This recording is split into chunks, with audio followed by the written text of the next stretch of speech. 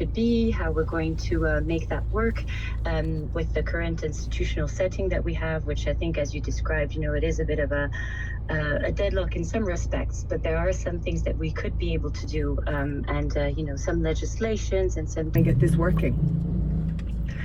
So I think, the way that our system is set up is that we're not really set up in a way to have these great coalitions that there are in other countries. We're in a very presidential setting, and I think one of the things that, of course, we want to put forward with the Greens and with all of this alliance on the left is to try and see how we can change that to have a more parliamentary system and more proportional representations to be able to make that work.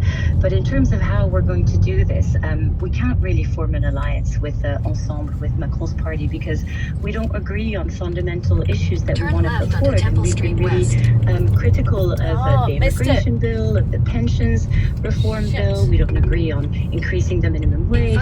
So what we would want to do is to be in a minority government and get their approval on certain legislations as and when, and that will clearly show where they stand in terms of improving social justice and improving people's lives. And they'll have to position themselves, and we'll try to, reach consensus and see how we get on with that. And what do you think the chances are of Macron and his party agreeing to that sort of a setup?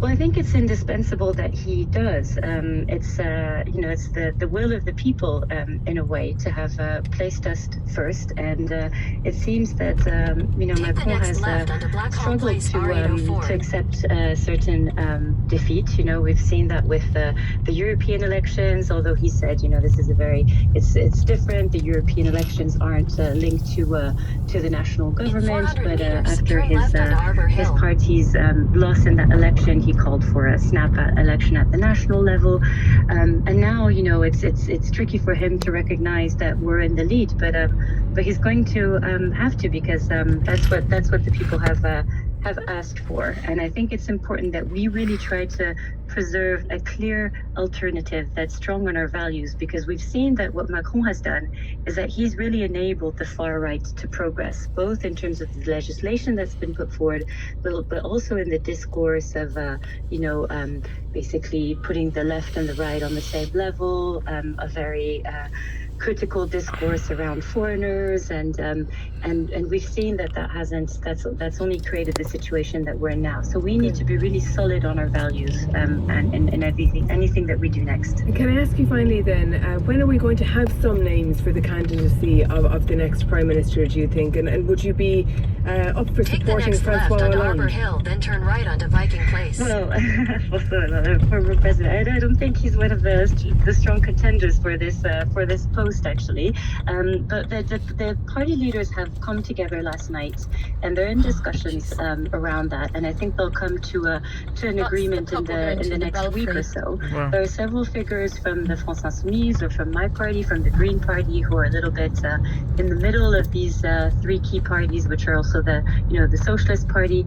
What's important is it's someone that really creates some consensus around parliamentarians, and that's really ready to put forward our manifesto and our program. So I think that will be really central in terms of who we put forward, and ensure that we have something solid for our alliance to be to last and to be effective. So I know that's going to probably happen in the next week or so.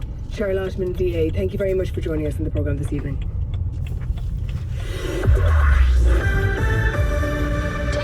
Left to stay on Viking Place, Hello, then turn I'm right onto Cecilia Viking Ahern, Road. here to tell you about my new novel. In 1,000 Different Ways is a story that explores the depths of human emotion through one extraordinary, empathetic woman. I can't wait for you to see the world through Alice's right onto eyes. Viking Road, then In you will 1,000 arrive at your Different Ways destination. by me, Cecilia Ahern. Out now in all bookshops.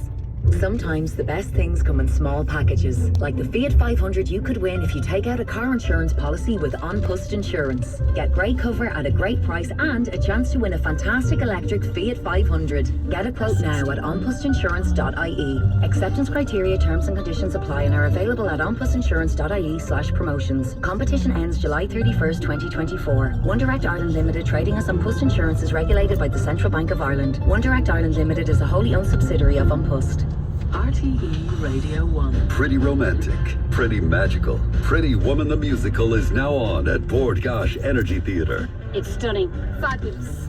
Absolutely magical. Amazing. It's terrific. It's just as good as the movie. 100% recommend it. Go. In Pretty Woman heaven at the moment. To not come would be a big mistake. Now on until July 13th. Tickets available now. BordGoshEnergyTheatre.ie. Entertainment updates on RTE Radio 1. It's almost 5 o'clock on RTE Radio 1 with Dundeel Motors. Find the widest selection of cars for sale from nationwide dealerships on dundeel.ie. Text 51551. Drive time on RTE Radio 1. Now, Irish holidaymakers are already jetting off in their droves this summer, or at least trying to, some of them. But whether you're trying to lap up the sun on the beach or visiting an historic hotspot, you could be unexpectedly breaking the local laws. Now, joining us to put us wise here is travel writer Michelle Walsh-Jackson from the noveltraveller.com. Michelle, you're very welcome. Hi Cormac, thanks so much. Now, alarm bells